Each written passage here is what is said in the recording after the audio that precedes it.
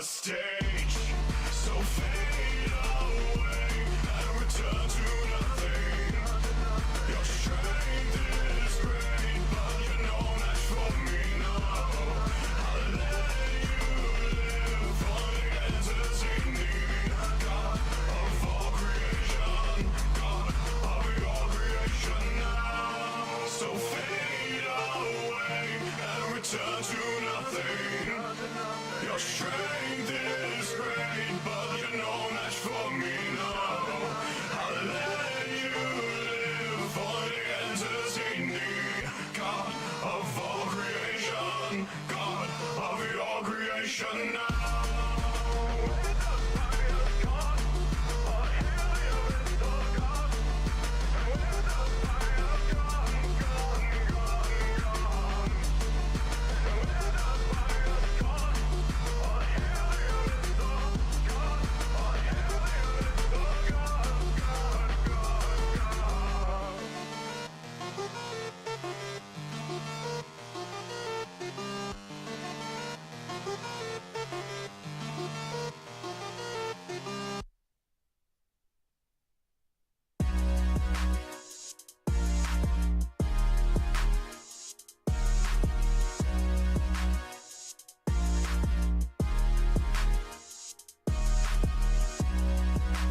Pasta in your hood, it tastes like heaven. Wheat and pasta and it. I just started there. Yeah. We've ended careers before. They call us a lethal weapon. You brandish an unsheathed sword. Plain hero, Roroni Kenshin. We kicked it aside of your door. Use the one who will get to seven. Where was that bravado you had a hot minute ago? Hey, we got ups, but I wouldn't say we beat. How the saying go, it's a two-way street. Baby on the pipe, and you know they had a tweak. I'm just trying to lay my name, you get what I'm speaking. We entertain the masses, and anywhere that we can. There's some asshole think that you can press the lead and put the whole squad down, get out within the weekend. But we stars, boys, so continue, go and see. We've ended careers before. They call us a lethal weapon. You brandish an unsheathed sword. Play hero, Roroni Kenshin. We kicked it aside of your door.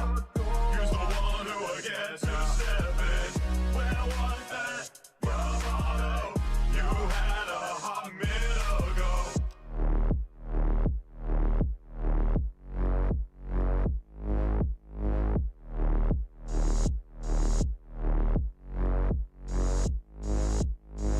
Talk big game till you learn it ain't one.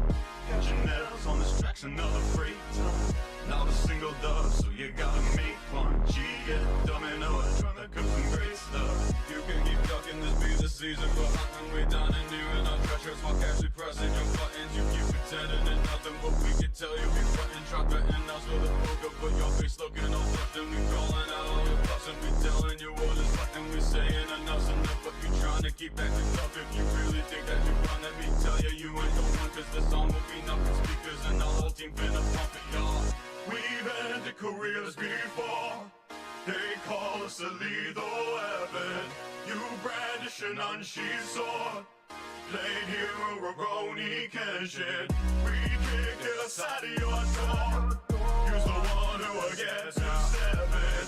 Where was that bravado you had a hot minute ago? Wheat and pasta in your hood, it tastes like heaven. Wheat and pasta and it good. Yeah.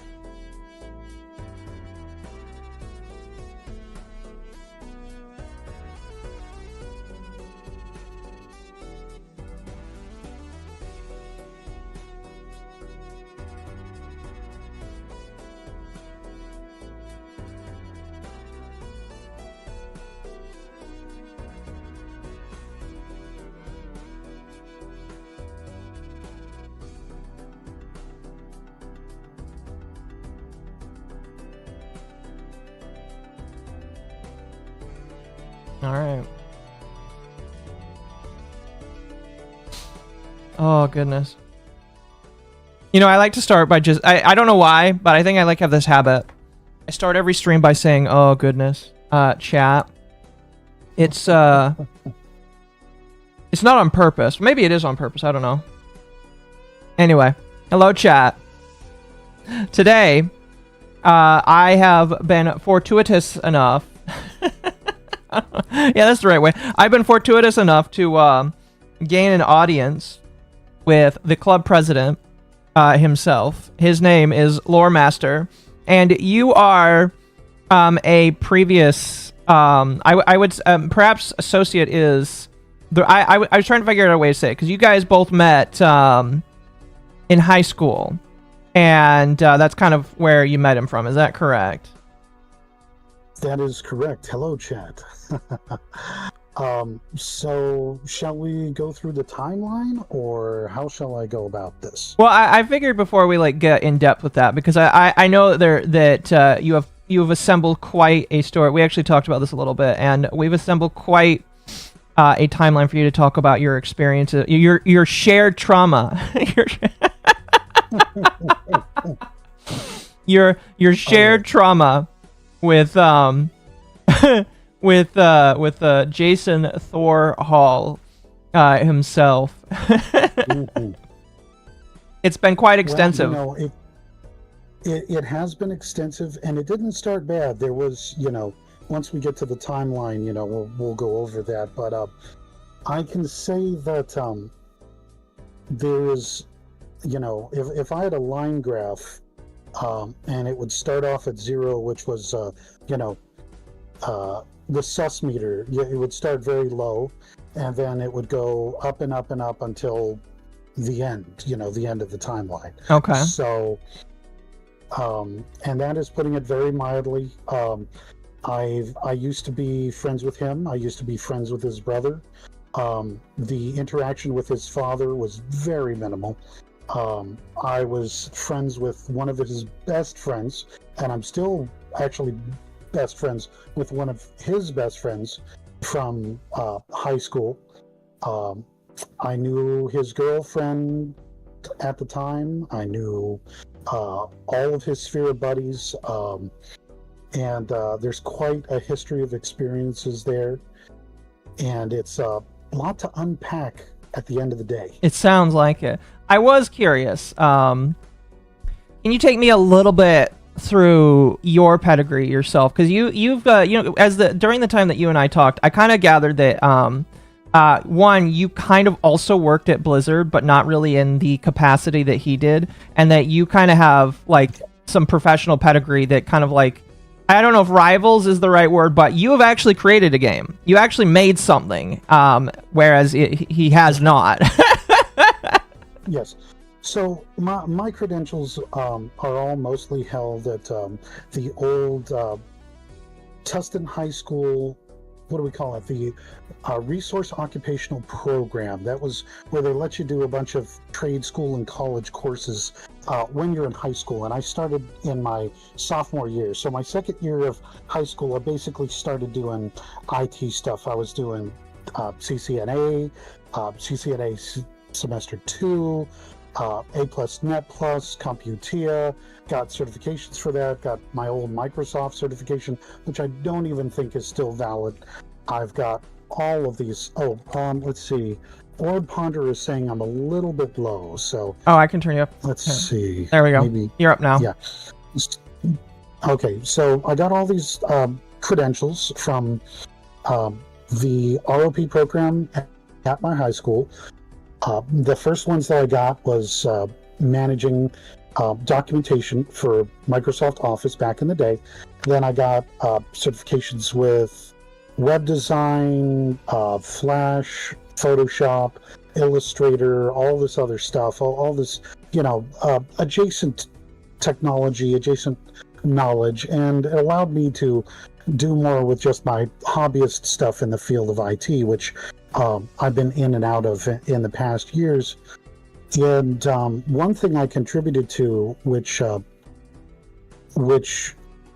for a while I was proud of, and this will be part of the timeline, was I actually got to take part in writing the curriculum for Flash games, making Flash games for Tustin High School's ROP program for Flash animations and games. Okay. And believe it or not, the first game that Jason ever made was Junk Fighter, which was a bullet hell, very much like the game that you see, Breakfast Champions. And oh goodness, GTHB. No, I don't. Let me answer that question. Are you a second generation worker at Blizzard? No, my daddy owned a junkyard, and that's how my daddy knowed it. Knew everybody back then. But so getting back into the education, the pedigree. Right out of the gate, at age 16, I was hired by a nonprofit organization that no longer exists. And fresh out the gate, I was making websites. They're going to pay me $5,000 a month. I was like, I'm set for life. I'm ready to make, $60,000 a year and let that money climb, whatever that was going to be. But while I was doing all that education, I was also running some clubs at my high school. I was partaking in clubs, and we'll get into all that with the timeline. So before we jump onto that, right, for sure.